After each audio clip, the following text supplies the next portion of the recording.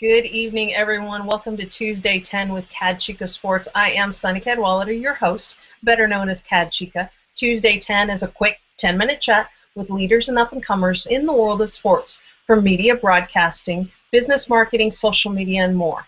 Now, those of you who have been a part of my show know that the majority of my guests have come through connections I have made through Twitter. But today, my guest comes to us from a connection I made right here on Google+. Please welcome in my guest, John Martin. Hey, John, how are you? Hi, Sunny. Thanks for having me on today. Well, yeah, we definitely connected on Google+ through communities, but why don't you let everybody know a little bit more about yourself? Okay, I'm John Martin out in Phoenix, Arizona. I'm a University of Kentucky graduate.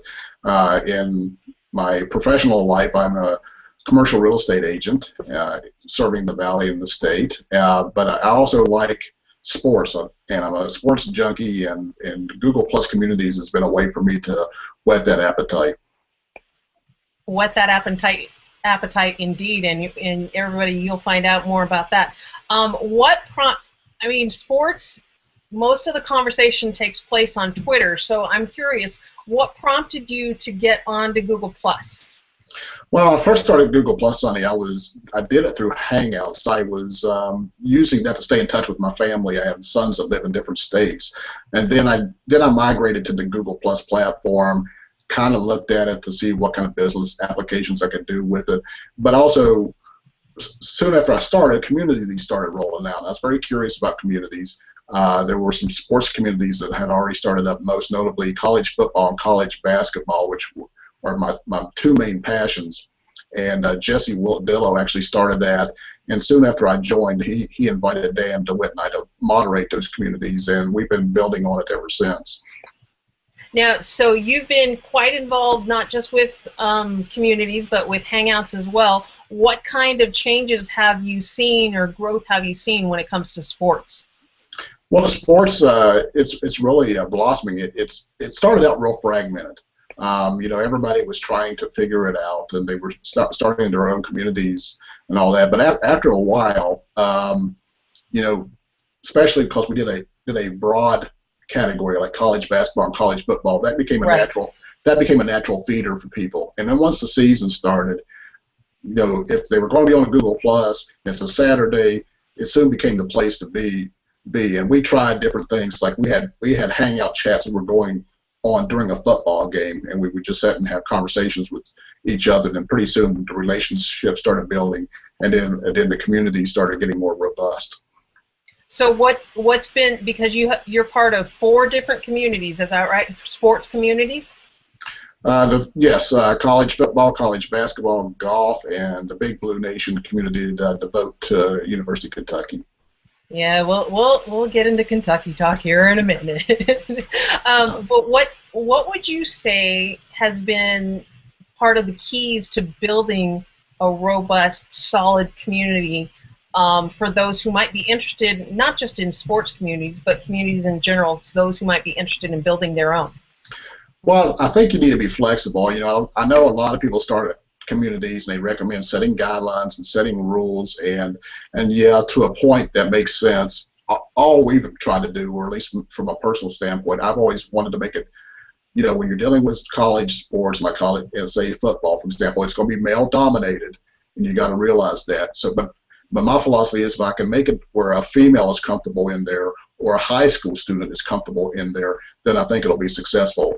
The other component is just let those members be creative, and with the plus ones and the comments, you're really voting on what content you like in there. And for example, early on, and it still happens today, people like to try to link dump and go link back to their story on Rant Sports or somewhere like that. I can tell you, within our community, they don't get a whole lot of attention because it's just a link. But if you come up with something original and ask people to comment on it, the comments will fly in that community. Yeah. Now let's switch gears a little bit, because I told you I would bring up Kentucky, okay. the other Wildcat team, because my team is the Arizona Wildcats. Going into this past season, Kentucky Wildcats were picked to win the SEC, obviously. But What were your expectations? I mean, they made it all the way to the championship game, lost to UConn, but what were your expectations for the Wildcats going into the season? Well, my expectations as far as the end result goes was pretty close. I thought they had a chance in time to be a championship quality team. I didn't buy into the 40-0 hype that some people did. These were freshmen after all, and it was going to take time for them to develop. And a couple of the key players, the Harrison twins, had a late semester in their senior year of high school, so they did not arrive on campus until when the semester started, so they didn't get to practice with the team. James Young had a similar situation, so it was really sunny. Towards the end of the season, when they finally started coming together, the SEC championship, you finally started seeing that Kentucky might have potential here, and then they played very well in the tournament. But it just goes to show, you don't put too much expectations on freshmen. Let them develop over time, and let's hope they'll be there at the end. Well, speaking of freshmen, it seems like John Calipari, he's always recruiting top flight athletes, top recruiting classes, another top 5 recruiting class this next year. There's always constant turnover with players leaving, players coming in. How do you see this next top 5 recruiting class fitting in? You have Randall and Young, who have left early for the NBA draft. They have to replace those 2 players. Where do you see those 2 going in the NBA draft? I mean, it's just it always seems like there's something new and something great happening with Kentucky basketball.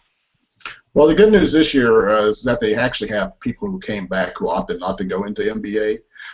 So for the first time, Coach Calipari has some leadership. And when I say leadership, we're talking about sophomores here, okay, and a few juniors. Forget about seniors. That doesn't happen down there. But he does have some people who have played and got minutes and can show these freshmen coming in what it takes to prepare for practice and prepare for the games. The one unknown, you mentioned Julius Randle and James Young leaving. That's a good chunk of their scoring. Those were the 2 leading scorers this year. And who's going to step in and fill that void? Obviously, Aaron Harrison and Andrew Harrison, they'll be double-digit scorers. But Alex Poythress, in my opinion, who is a junior, has to have a stellar season next year for Kentucky to make a big run in the NCAA tournament. Now, where do you see Randall and Young falling in the upcoming NBA draft? Because that's just here in a couple of weeks. Right.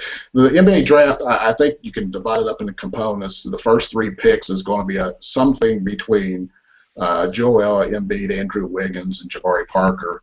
The 4 slot will probably be Dante Exum. And then you get into 5 through 8. Somewhere Julius Randle will be in that mix. James Young, look for him to be around 11 through 14. I'm hoping he goes 14 because that's what the Phoenix Suns are picking. And I'll take James Young any day. You'll help him out, help him get around the Valley of the Sun, right? Absolutely. Well, I would be remiss if I didn't ask about my Arizona teams. Aaron Gordon, Nick Johnson from the Wildcats, Jahi Carson, Jordan Baczynski from Arizona State. You hear all of the talk down there as far as the Wildcats and Sun Devils go. What are you hearing about those guys?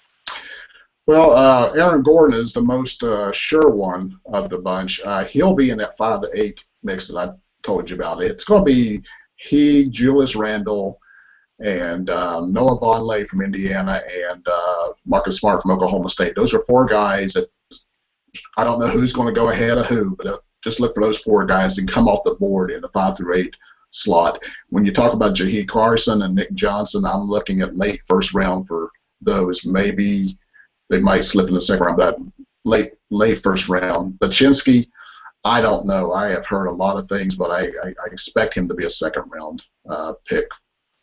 Well, all right. Thanks. See, the 10-minute flies by. There were no questions for me, John. As much as you tried to put it on the events page to take over my show and make it interviewing the host, that's not going to happen. Our 10 minutes is up. Thanks for joining me tonight. Why don't you let everybody know how they can connect with you? Okay, you can connect with me through Google Plus is a good place. John Martin AZ is my Google Plus handle.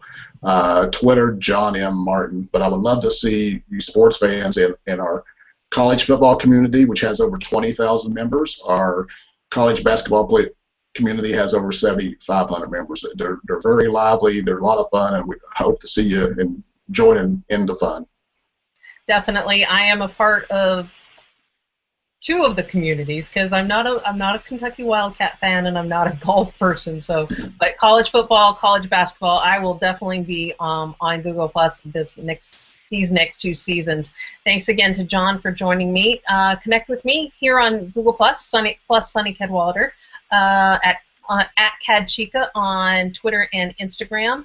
And also be sure to tune in next week when I will be joined by Katie Cavender from the Mountain West Conference. We'll be talking about some of the great things that they did in the conference this past season and what might be coming up for them this next season. And also tune in tomorrow night right here on Google Plus when I will be co-hosting the First and 60 show. Thanks everyone for joining us, and we'll talk to you next week.